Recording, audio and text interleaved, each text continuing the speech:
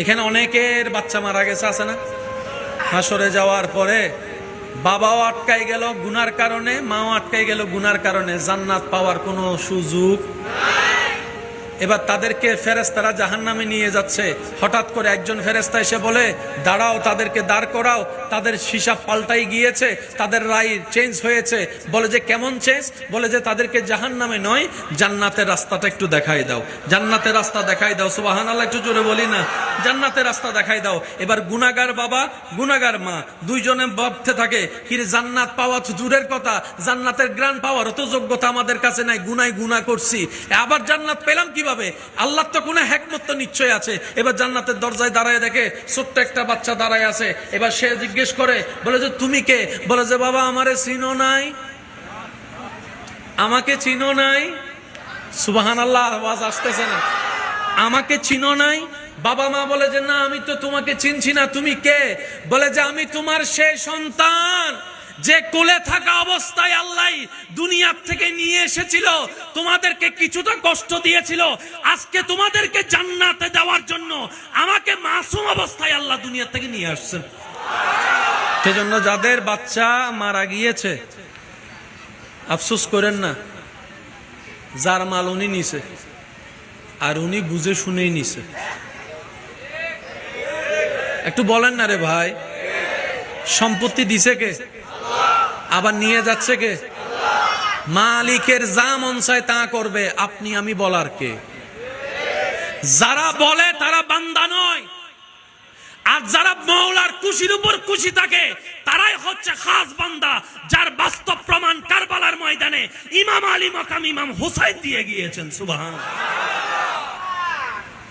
ইমাম হুসাইন বলে, রব পানি তৃষ্ণা লাগছে।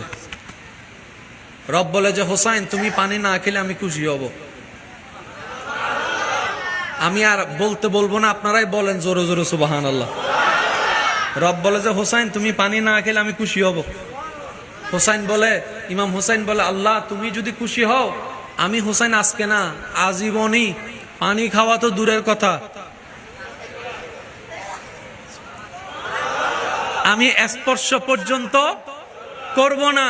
কারণ মওলা বান্দার কাজই হচ্ছে রবকে খুশি করা, রবকে খুশি করা, রবকে খুশি করা। আপনার কি মনে হয় ইমাম হোসেন তৃষ্ণার্ত ভাবে দুনিয়ার থেকে গিয়েছেন? না রে না, এক তৃষ্ণা তো পানির তৃষ্ণা।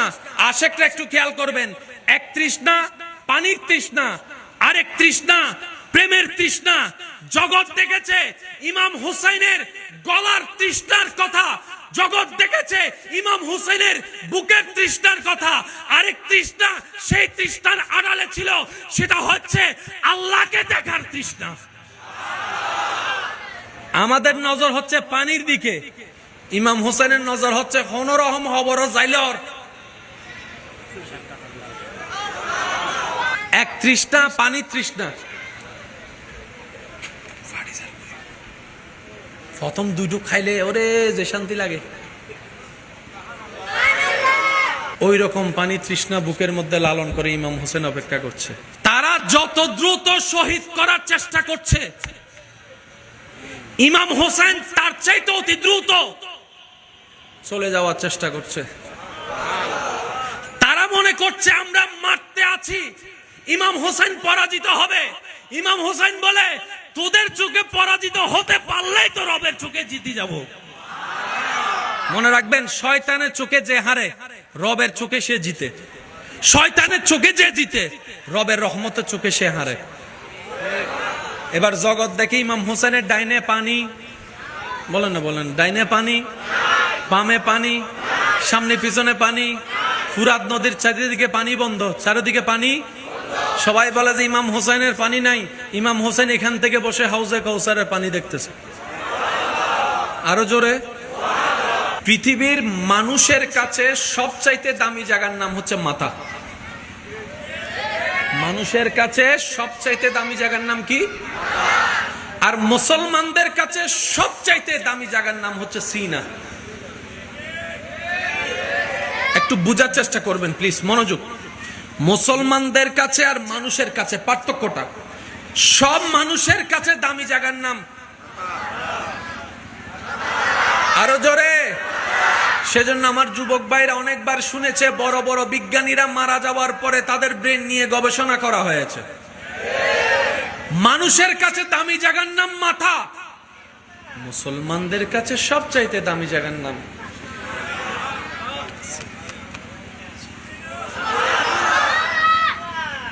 পৃথিবীর সাধারণ মানুষ যা স্ট্রোক করে সব এইখানে করে, আর হাসরের ময়দানে ইজ্জত পানেওয়ালা জান্নাত যাদেরকে খুঁজে রবের প্রিয় বান্দা যারা হয় তাদের সবচাইতে দামি জায়গা হচ্ছে সিনা। ওই সিনায় তারা সমস্ত নিয়ামতকে স্টক করে। একটু বুঝার চেষ্টা করবেন। আমার ছাত্র ভাই যারা আছেন মাদ্রাসা স্কুলে যারা পড়ালেখা করেন, যাদের বিজ্ঞান, সায়েন্স, আর্টস, কমার্স এই তিনটা সাবজেক্টের ভিতরে যাদের একটু ব্রেন ভালো তাদেরকে সবাই পরামর্শ দেয় তুমি ক্লাস 9-এ উঠে কি নিও। একটু বলি, সবাই কি বলে? যে একটু বুঝে ভালো, পড়া ক্যাপচার করতে পারে সহজে, তাদেরকে আমরা পরামর্শ দিই তুই সায়েন্স। আর আমার মতো যারা 10-12 একবার মুখস্থ করতে পারে না তারা সায়েন্স নিতে গেলে স্যারে বলে। যাদের ব্রেন ভালো তাদেরকে আমরা সায়েন্সের দিকে কেন দিই? কারণ সায়েন্সের জগৎটাই হচ্ছে তুলনামূলক সবচেয়ে একটু কঠিন, যেখানে রসায়ন আছে, যেখানে পদার্থ আছে, যেখানে কেমিস্ট্রি, বায়োলজি, ম্যাথমেটিক্স এইরকম হাজার বিষয় আছে, বড় কঠিন কঠিন বিষয়। যারা ব্রেন দুর্বল তারা এই বিষয় নিয়ে কখনো আলগাতে পারে, আর যাদের ব্রেন ভালো তারা এইগুলা পড়তে পড়তে বড় বড় ডাক্তার হয়েছে, ইঞ্জিনিয়ার হয়েছে, পাইলট হয়েছে, বড় বড় বিজ্ঞানীরা হয়েছে। কথা বলেন ঠিক কিনা? পৃথিবীর মানুষরা সমস্ত কিছু স্ট্রোক করে কোথায়? ব্রেইনে। আর আল্লাহ ওয়ালা যারা তারা স্ট্রোক করে সব। এবার আসুন, পৃথিবীর সবচেয়ে দামি কিতাবের নাম কি? এই কোরআন। পৃথিবীর সমস্ত বই আমরা কোথায় রাখি? বাংলা, অঙ্ক, ইংরেজি, বিজ্ঞান কোথায় রাখি? ব্রেনে। আল্লাহ তাআলা কোরআনকে নাজিল করেছেন নবীর ব্রেনে না অন্তরে? আমি শুনি না, একটু জোরে বলেন তো, আরো জোরে বলেন।